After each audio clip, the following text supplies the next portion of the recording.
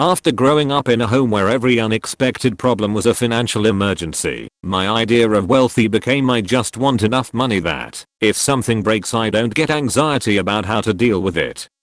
I feel this. I actually have a nice small savings account now, but in my head it's don't touch money, and so I still freak out when anything breaks. I have to remind myself that savings are for spending on necessities.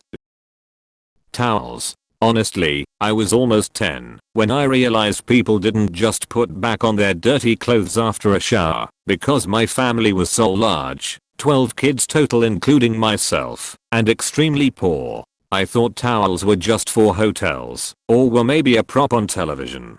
I went to a friend's house, and she asked for my help folding her towels. I remember laughing and thinking she must be rich. Long story short, I wasn't sure which way to fold the towels, and begged my mom to buy them. After I revealed that my friend, Simone, had them, she bought a box of used ones from a local auction and I walked around with them on my head feeling like a freaking empress after that, even though let's be clear these were second-hand towels. Great story. We had a single towel for 3 people that was rarely washed, and now I have a beautiful stack of fluffy bath towels and an obscene amount of tea/dish towels. It makes me feel very happy to fold nice clean towels and stack them away neatly in the closet. We had toilet paper, but at my grandma's she also had a stack of squares cut out of newspapers to be used together with toilet paper in order not to double the toilet paper as it was a scarcity in Eastern Europe. I was going to write something similar. We had to crumple up the newspaper to make it softer because we could rarely afford toilet paper. This was back in the 90s after the collapse of the Soviet Union. Summer camp, or basically any school trips that had to be paid for. At my school the kids who couldn't afford to go on trips that happened during school hours still had to come to the school. We just sat in a room and did extra work like it was detention. My school district put in place a policy that any school trips, teams included, must take all members, even if they cannot pay. So to pay for class trips we'd do fundraising activities. It was a lifesaver, because without that policy I probably wouldn't have gone. Going out for pizza was a big deal. Those free mini pizzas for reading books were huge. 3 cheers for the Book Kid program. I'm from a small island in the Pacific. While I mostly still take cold showers, I have always felt that a hot shower is the finest luxury one can experience. I had my first hot shower when I was 22 years old, and I can never forget it. This is the kind of luxury I think people take for granted. I always avoided showers in the winter as a kid, since most of the time they were cold showers and the temperature here was around 12 during those times. Being able to turn on the heat in the cold and pay a professional to fix damaged appliances, plumbing, and other issues.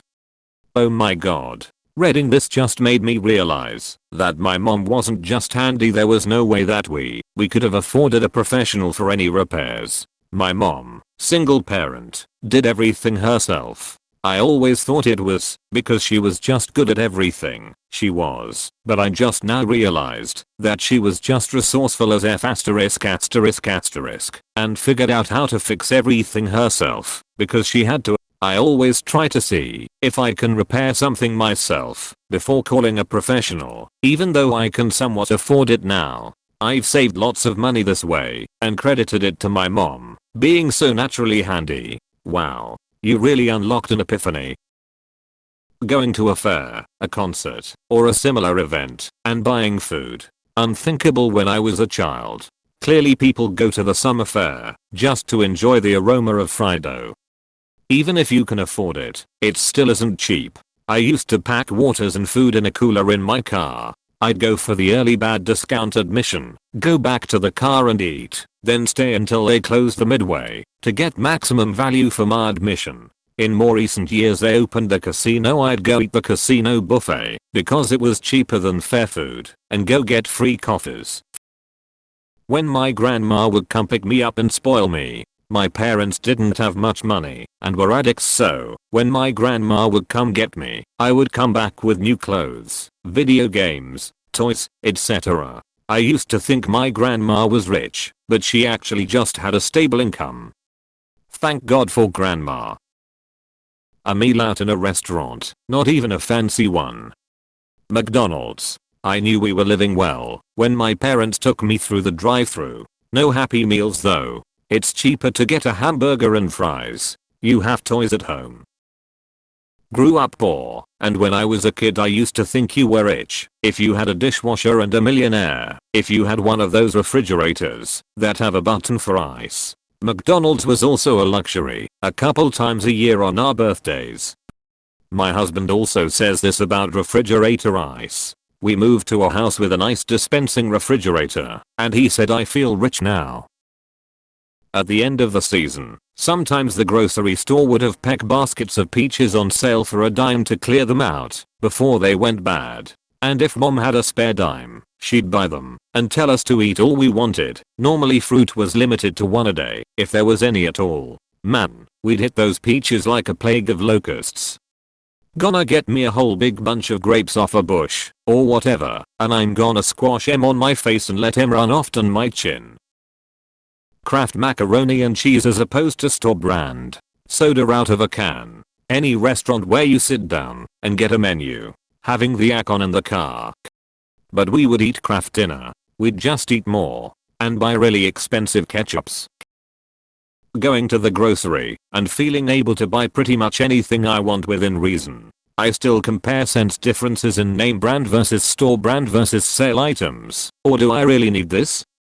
Yeah, when I switched jobs a few years ago I was finally able to get out of worrying if I should pay the extra $2 for a type of food.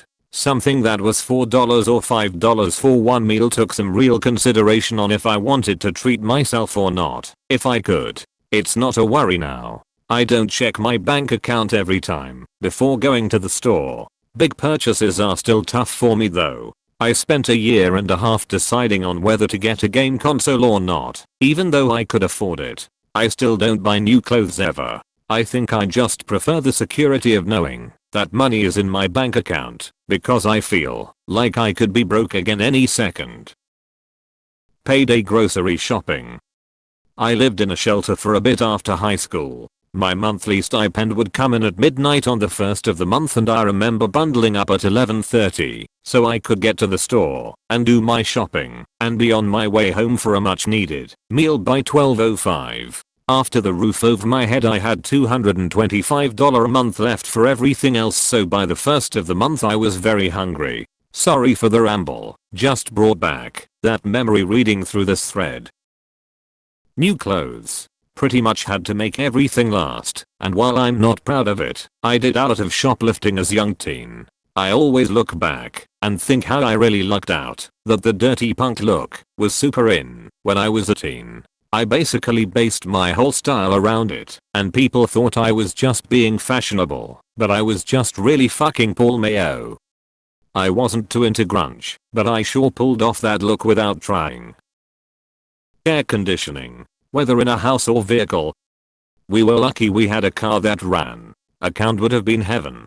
We fought for window seat rights, but as the eldest of 6 kids I usually won. Sometimes I would bestow my one seat on whichever sibling I was fond of at the time. We didn't have a count in the house, but we did have huge air ducts and vents for forced hot air heating. As the furnace was off during the summer, my dad put a large box fan in the basement by the intake vent, blowing cooler basement air into the upstairs bedrooms at night. A slight respite from hot summer nights. Drinking clean and enough water and just having a decent meal, not just a piece of dry bread and tea. Yes, I come from Yemen, where we did not have a sufficient amount of water for drinking or cleaning, and did not necessarily have 3 meals a day. I remember that we would not have random plants in our garden to water. That would be a waste of water. If you watched Dune, we kinda had, and still have, a similar situation. My brother-in-law is from Yemen and came to the States in the 1980s. All these years later he still can't calibrate to the insane materialism in the US. When he goes home to visit he takes all of my 4 boys' hand-me-down clothes. That was a wake-up call to my boys. How excited his nephews were to get my kids cast-offs. If you're ever in Santa and CI, while gaggle of kids wearing Milwaukee Bucks, Milwaukee Brewers gear, that'd be his nephews. I grew up broke and am incredibly fortunate to have money as an adult. Meals out when I was a kid were huge. I think I only really remember 3 in my whole childhood. So as an adult who does largely whatever I like, going out to dinner still thrills me. Always get dressed up, make the most of it, etc. Same. Had never tried most types of food until I went to college. Now going out to new restaurants and trying new cuisines never fails to make me happy.